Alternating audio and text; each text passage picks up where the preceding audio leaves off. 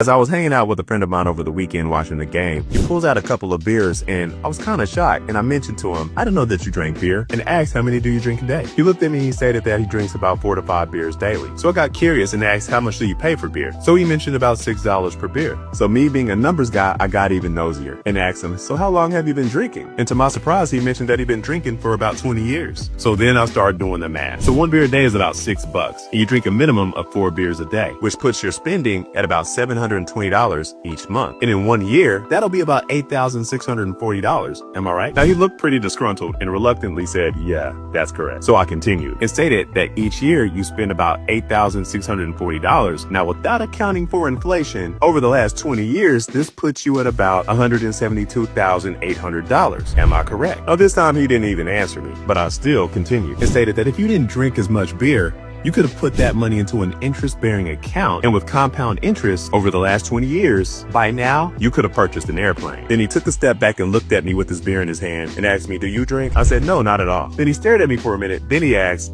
so where's your airplane?